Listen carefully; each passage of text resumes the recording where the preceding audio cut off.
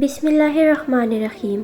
سورہ کہف میں ایک سبق ہمارے لیے یہ بھی ہے کہ جب کچھ ایسا ہماری زندگی میں ہو رہا ہو جس کی سمجھ نہ آئے تو ہمیں صبر کر لینا چاہیے، کیونکہ ضروری نہیں کہ ہمیں ہر چیز کی حکمت فوری ہی سمجھ آ جائے۔ کبھی کبھی یہ باتیں وقت کے ساتھ ہی سمجھ آتی ہے، وقت سارا راز کھول دیتا ہے۔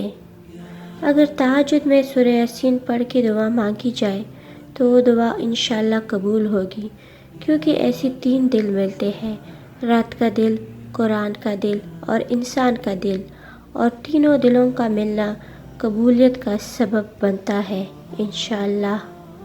جب تمہارا نفس اور شیطان تمہیں وسوسے دلائے کہ تمہاری دعاؤں کا کوئی فائدہ نہیں ہونے والا، تو خود سے وہی کہو جو حضرت ابراہیم علیہ السلام نے کہا تھا کہ میں صرف اپنے پروردگار کو پکارتا ہوں گا، مجھے یقین ہے کہ میں اپنے پروردگار سے مانگ کر کبھی محروم نہیں رہوں گا۔ اللہ کی لاٹھی بے آواز ہے، وہ پہلے ڈھیل دیتا ہے اور پھر دیتا جاتا ہے۔ وہ جب رسی کو کھینچتا ہے تو انسان منہ کے بل آ کر گرتا ہے، اور پھر کائنات کی کوئی شے ایسے نہیں اٹھا سکتی۔ وہ لوگ جو تمہارے ساتھ ظلم کر کے سکون سے بیٹھے ہوئے ہیں، نہ وہ آج نہیں تو کل مکافات عمل کا مزہ ضرور چکھیں گے۔ جب ہر چیز الجھ گئی ہو، ہر چیز اپنی جگہ سے بگڑ گئی ہو، سمیٹنے سے بھی نہ سمیٹے، تو ان چیزوں کو وہی چھوڑ دینا اور اپنی دعاؤں میں شدت اختیار کرنا۔ جب تم اپنی دعاؤں میں شدت اختیار کرو گی تو ہر چیز اپنے آپ سمیٹنے لگے گی۔ دنیا مکافات عمل ہے، کسی کا بھی صبر ضائع نہیں جاتا۔ یقین رکھے، اللہ نہ صرف اس دنیا میں بلکہ آخرت میں بھی آپ کے ساتھ کی گئی ایک ایک اذیت کا بدلہ لے کر رہے گا، اور بے شک وہ بہترین بدلہ لینے والا ہے۔ لوگ سمجھتے ہیں بادشاہ کامیاب ہو گیا، دولت والے کامیاب ہو گئے، اعلیٰ عہدوں والے کامیاب ہو گئے، جبکہ قرآن کہتا ہے کامیاب ہوگے ایمان والے۔ اللہ کی محبت اتنی خاص ہے کہ اگر انسان جائے نماز پر صرف سر جھکا کر بیٹھا رہے، کچھ نہ بھی بولے، تب بھی وہ رب کچھ لمحوں بعد ایسے سکون بندے کے دل میں اتار دیتا ہے کہ لگتا ہے جیسے اس رب نے پریشان دل کو یہ سمجھا دیا ہو کہ میرے بندے نا امید مت ہو، میں ہوں نا، سب ٹھیک کر دوں گا۔ جو لوگ چھوڑ جائے انہیں آپ بھی چھوڑ دے، جو توڑ جائے انہیں معاف کر دے، جو الفاظ نہ سمجھ سکے ان کے سامنے خاموشی اختیار کر لے، جو جہاں ہے اسے وہاں رہنے دے۔ بس یہ یاد رکھے کہ ہر کسی کو راضی کرنا آپ کے بس میں نہیں ہے اور نہ ہی ضروری ہے، بس اللہ پاک کو راضی رکھے، یہی کافی ہے۔ نہ تو تیرے رب نے تجھے چھوڑا ہے، نہ وہ بیزار ہو گیا ہے۔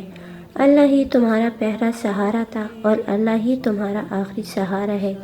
تم کتنی ہی گنہگار کیوں نہ ہو، کتنی ہی نافرمان کیوں نہ ہو، جب بھی تم اسے پکارو گے وہ تمہیں جواب دے گا۔ تم پلٹ کر آنے میں دیر کرتے ہو، مگر وہ دیر نہیں کرتا، وہ بس تھام لیتا ہے اور رحم فرما دیتا ہے۔ وہ وقت دور نہیں جب تمہارا رب تمہیں اتنا دے گا کہ تم راضی ہو جاؤ گے۔ 2 چیزیں اپنے اندر پیدا کر لو، چپ رہنا اور معاف کرنا، کیونکہ چپ رہنے سے بڑا کوئی جواب نہیں اور معاف کر دینے سے بڑا کوئی انتقام نہیں۔ اور جب اللہ کی مدد تمہارے لیے آئے گی تب تمہارے آنسو، تمہارے تڑپنا ایسی خوشیوں میں بدلتا نظر آئے گا کہ تم حیران رہ جاؤ گے۔ مسلسل ایک ہی دعا کو ہر نماز میں مانگنا کوئی اتفاق تو نہیں ہے۔ یقین رکھو اگر اللہ دل سے دعا کا خیال نہیں نکال رہا تو پھر اس دعا کا پورا ہونا تمہارے نصیب میں لکھا جا چکا ہے۔ اے غمگین روح، اداس نہ ہو، اللہ سب ٹھیک کر دے گا۔ یہ آپ کو ناممکن لگتا ہے، لیکن اللہ آپ کے سامنے سب کچھ ٹھیک کر دے گا، اس پر آنکھیں بند کر کے یقین کرو۔ اندرونی غم باہر کی جوانی کو کہا جاتا ہے، اور لوگ بس پوچھنے آتے ہیں کہ چہرے کا وہ رونق کہاں چلا گیا، لیکن چہرے پڑھتے نہیں کہ اندرونی غم اس انسان کو کہا رہا ہے، جو اس انسان کے اندر دبی پڑی ہے، جس کا کسی سے ذکر بھی نہیں کر پاتا۔ وہ جو عیب دیکھ کر بھی نفرت نہیں کرتا، وہ جو خطاؤں پہ بھی پکڑ نہیں کرتا، وہ جو نافرمانیوں بھی دعائیں رد نہیں کرتا، وہ جو بندوں کی سسکیوں کا بھی ساتھی ہے، وہ جس کا ہونا تنہائی میں بھی کافی ہے، وہ جس کی محبت ہر محبت کے آگے ناقصہ ہے، وہ جسے منانے کے لیے ایک ندامت کا آنسو کافی ہے، وہ جو ہمیشہ سے باقی ہے، وہی اللہ ہے، وہی اللہ ہے۔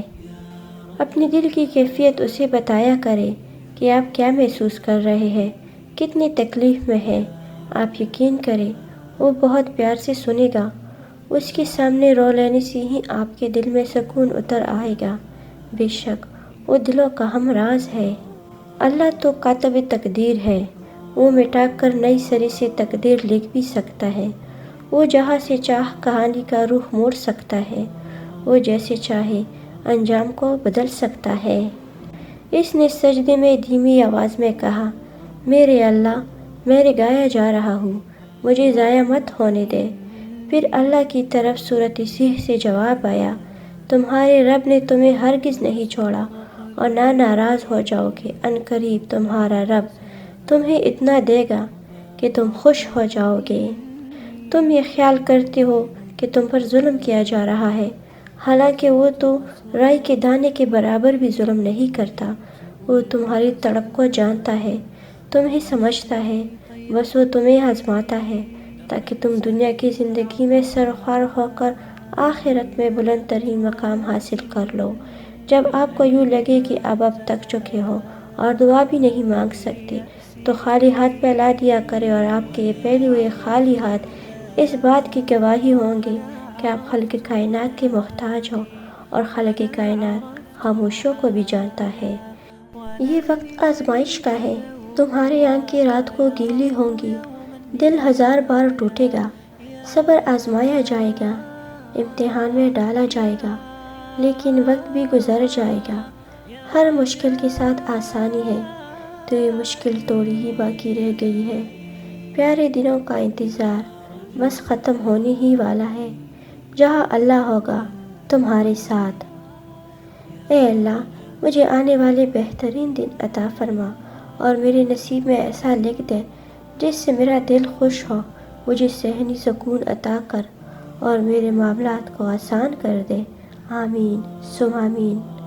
اور اگر اس نے تمہیں تنگی اور آزمائش میں ہی مبتلا رکھنا ہوتا تو وہ بار بار یہ وعدہ کیوں کرتا کہ ہر مشکل کے ساتھ آسانی ہے، بس ہر مشکل کے ساتھ آسانی ہے۔ بے شک صبر کرنے والوں کو ان کا اجر بغیر حساب کے پورا پورا دیا جائے گا۔ مشکلیں حل ہو جایا کرتی ہے، درد کم ہو جاتا ہے، سکون دیا جاتا ہے، رنج سے مٹ جاتی ہے، ایک خاص وقت پہ، ہاں، جب وہ اللہ چاہے۔ اور اللہ تعالیٰ ہی بہتر کارساز ہے۔ لوگوں کے ہاتھوں میں آپ کا نصیب نہیں ہوتا، وہ آپ کے مالک نہیں ہوتے، وہ آپ کے رازق نہیں ہوتے۔ انہوں نے آپ کو تخلیق نہیں کیا، سو انہیں اس بات کی اجازت ہی کیوں دی جائے کہ وہ آپ کے اندر مایوسی کا زہر بھر دے، وہ آپ سے آپ کے خواب چھین لے، آپ کو اپنی نظروں سے بے وقت کر دے۔